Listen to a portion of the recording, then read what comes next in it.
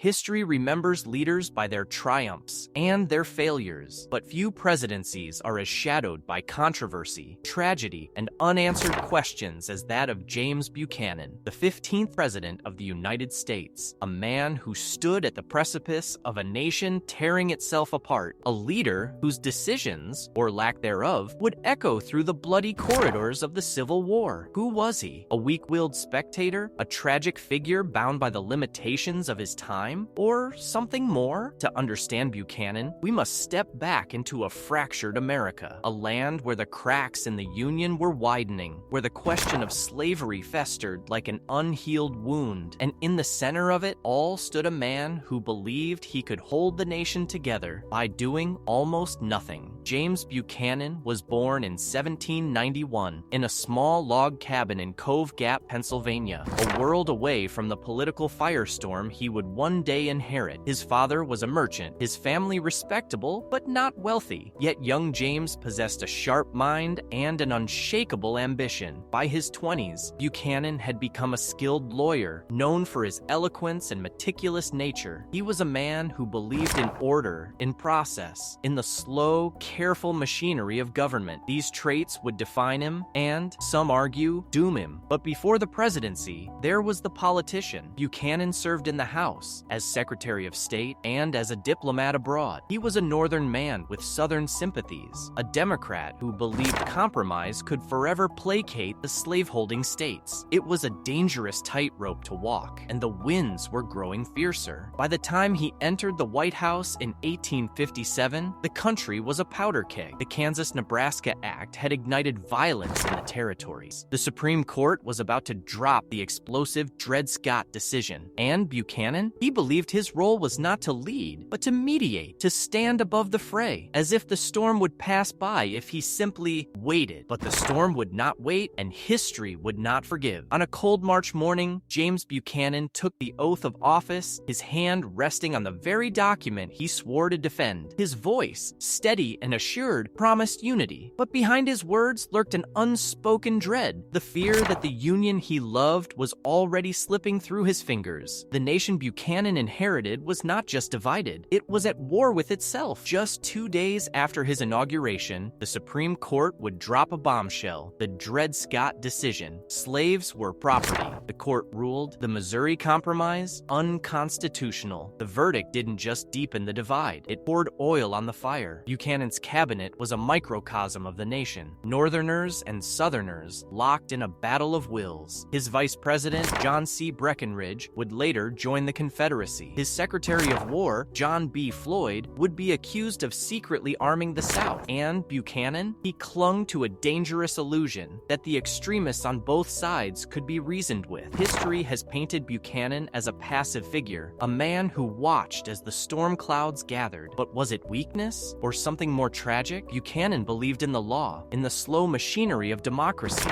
He thought secession was illegal, but so was using force to stop it. And so he hesitated, then came the rebellion. In October 1859, John Brown, a fanatical abolitionist, stormed Harper's Ferry, Virginia, hoping to ignite a slave uprising. Brown was captured, tried, and hanged. But across the South, panic spread. To slaveholders, Brown was proof the North wanted war. To abolitionists, he was a martyr. And Buchanan? He condemned the raid, but did nothing to address the fury it unleashed. By 1860, the Democratic Party had shattered. The election of Abraham Lincoln, a man Buchanan privately despised, was the final spark. South Carolina seceded. Then Mississippi, Florida, Alabama. One by one, the southern states peeled away, and Buchanan still refused to act. In his final address to Congress, Buchanan blamed the North for the crisis. He called secession illegal, but insisted the federal government had no power to stop it. It was the paradox that would define his legacy. A president who believed in the Union, but could not or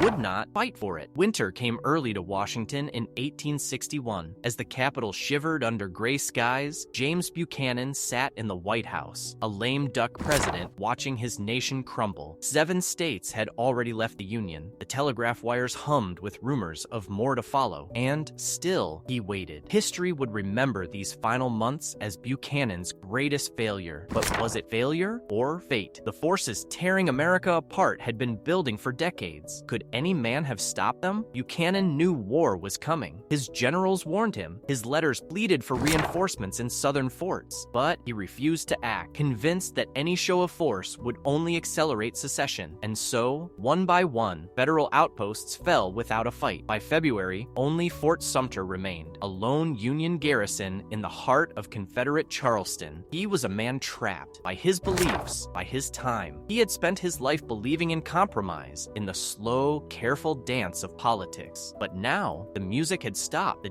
dancers had drawn knives. At last, Buchanan made one decisive move. He ordered the Star of the West, a civilian steamer, to resupply Sumter in secret. But the Confederates were watching. As the ship entered Charleston Harbor, cadets from the Citadel opened fire. The first shots of the Civil War, though no one would admit it yet. The mission failed. Buchanan, humiliated, did nothing more. No retaliation, no ultimatum, just silence. On Inauguration Day, Buchanan leaned over to Lincoln and whispered, "If you are as happy entering this office as I am leaving it, then you are a happy man indeed." Moments later, Lincoln stood before the nation and vowed to preserve the Union by force, if necessary. The contrast could not have been clearer. And so, James Buchanan left Washington, not in disgrace, but in sorrow. A man who had loved his country, yet failed to save it. A president who had seen the storm coming and did not raise a hand to stop it. James Buchanan lived long enough to see his worst fears come true. 4 years of war. Over 600,000 dead. A Union preserved, but at what cost? And as the cannons finally fell silent, one question haunted his final years. Could I have stopped this? In retirement at Wheatland, Buchanan became a man obsessed with his legacy. While other former presidents faded quietly into history, he wrote feverishly letters, essays, even a 600-page memoir, all trying to explain, to justify, to convince the world that he had done all he could. His memoir, Mr. Buchanan's Administration on the Eve of Rebellion, was more than a defense. It was a cry into the void of history. Page after page argued that secession had been inevitable, that Lincoln had provoked the South, that no president could have prevented the storm. The public wasn't convinced. Northern newspapers tore him apart. Even his own Democratic Party kept their distance. The man who had once dined with kings and queens now found himself alone. In his private moments, the ghosts haunted him. The Southern friends who had called him brother, then called him traitor. The Northern allies who had praised his caution, then damned his weakness. The soldiers, so many soldiers, who had marched off to die for a war he couldn't prevent. What must he have bought, standing there? Jackson had faced down South Carolina's nullification threat with a warship and a promise of rope. Buchanan had faced secession with words, empty words. He died as the nation he loved was being remade. With Lee surrendered, Lincoln martyred, and 4 million slaves freed. His last words were reportedly about the Constitution, always the Constitution. The New York Times wrote that history would assign him a niche, not among the great, but among the good, a kind epitaph for a complicated man. But history has been less generous. James Buchanan was the only president never to marry. In an era where politics and marriage were inseparable, this made him an enigma and a target. Why did a man of such prominence remain alone? The whispers followed him his entire career and still echo through history. In 19th century America, bachelorhood was suspect. For a president, it was practically scandalous. Buchanan's opponents seized on it, implying everything from impotence to perversion. But the truth was more complicated. He had been engaged once. Ann Coleman, the daughter of one of Pennsylvania's wealthiest men. Their courtship was brief, intense, and ended abruptly when Anne suddenly broke it off. Days later, she was dead. The official cause? Hysteria. Some said heartbreak. Others whispered suicide. Her family banned him from the funeral. No explanation given. Buchanan kept every letter she ever wrote him, locking them away with instructions to burn them upon his death. Whatever happened between them died with Ann Coleman and changed Buchanan forever. Without a wife, Buchanan turned to his orphaned niece, Harriet Lane. At just 26, she became the most famous First Lady America never had, charming foreign dignitaries, setting fashion trends, even advising her uncle on political matters. Their closeness fueled more rumors. Most historians dismiss these salacious claims, but one relationship did raise eyebrows: his decades-long partnership with Alabama Senator William Rufus King. For 15 years, Buchanan and King were inseparable. They attended social functions together, bought adjoining estates, and were dubbed Miss Nancy and Aunt Fancy by political rivals. Andrew Jackson once referred to them as Buchanan and his wife. When King was appointed minister to France, Buchanan wrote, "I am now solitary and alone, having no companion in the house." King responded in equally affectionate terms. Were they simply close friends in an era when male emotional intimacy was common? Or something more? We'll never know for certain, but this much is clear. After King's death in 1853, Buchanan never formed another close attachment. By the time he reached the White House, he was emotionally isolated, perhaps explaining his paralysis in crisis. In the end, James Buchanan died as he lived, surrounded by people, yet profoundly alone. The box of mementos by his bed held the only loves he ever acknowledged. Whether there were others, that secret remains buried with the 15th president. This was the moment that could have changed everything.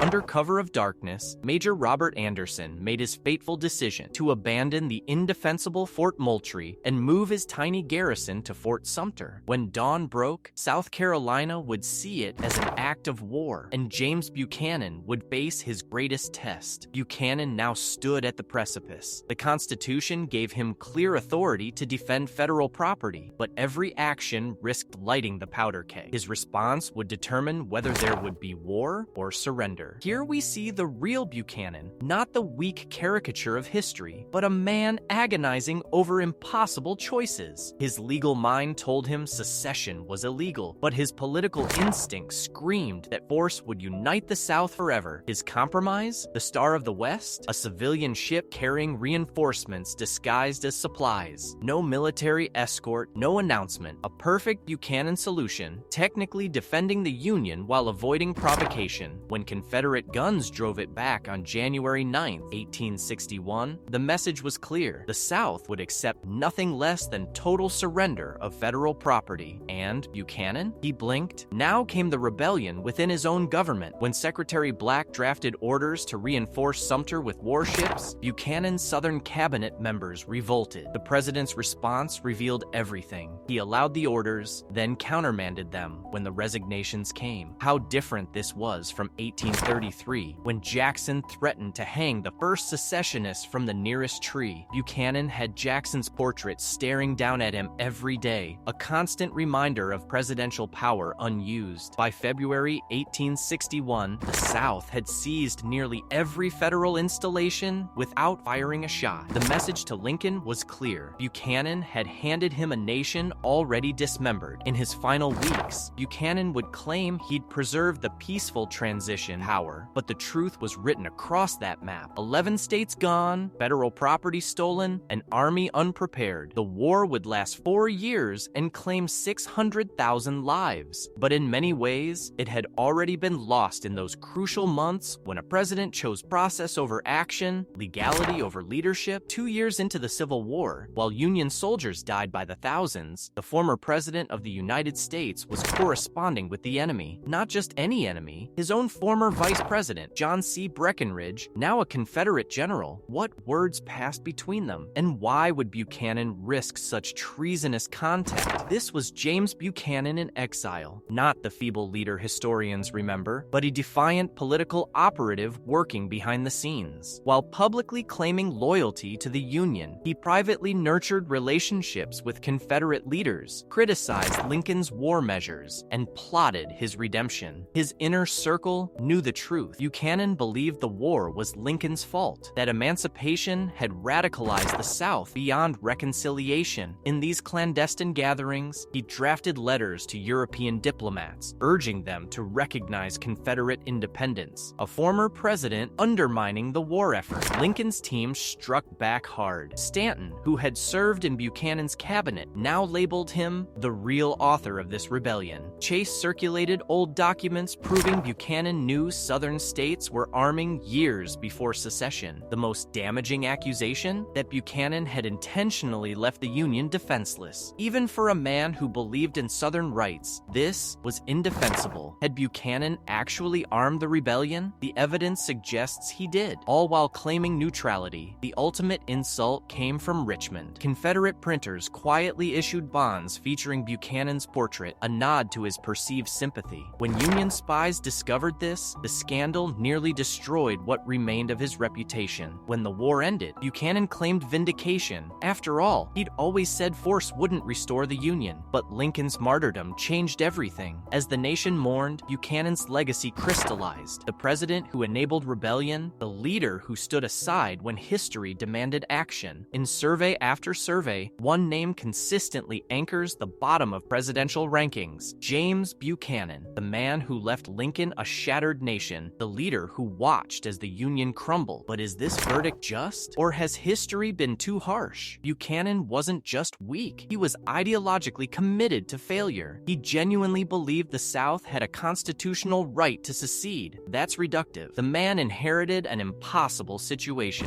By 1857, the Civil War was already inevitable. The evidence paints a complex picture. Yes, Buchanan believed secession was illegal, but also that preventing it was unconstitutional. Yes, he wanted to preserve the Union, but only through endless compromise with slaveholders, a paradox that doomed his presidency. Buchanan's voice. From memoir. I acted with pure intentions. The storm had been gathering for decades. No mortal hand could have turned back the tide. Law professor. Technically, Buchanan was right. The framers never explicitly gave presidents authority to coerce states. But leadership requires more than legalisms. But consider what he didn't do. He ignored General Winfield Scott's warnings to garrison southern forts. He allowed his pro-Southern cabinet to sabotage military preparations. He watched as rebels seized federal arsenals containing 135,000 firearms. These weren't passive failures. They were active choices. Imagine if Buchanan had Jackson's iron will in 1860. Had he reinforced southern forts? Had he arrested secessionist leaders? Would war still have come? Almost certainly, but it would have begun with the Union prepared and perhaps ended sooner. In the end, Buchanan's tragedy was one of imagination. He could envision no solution beyond process and precedent, no leadership beyond the letter of the law. And so, when the nation needed a president, it found only a clerk. Some men rise to meet history's challenges. Others are buried by them. The judgment is yours. If you followed this series to its conclusion, you now understand why history's gaze weighs so heavily on James Buchanan. The questions he failed to answer still haunt America. If you found this exploration illuminating, consider subscribing to The Past Unfolded as we continue examining history's most pivotal figures. The next chapter awaits.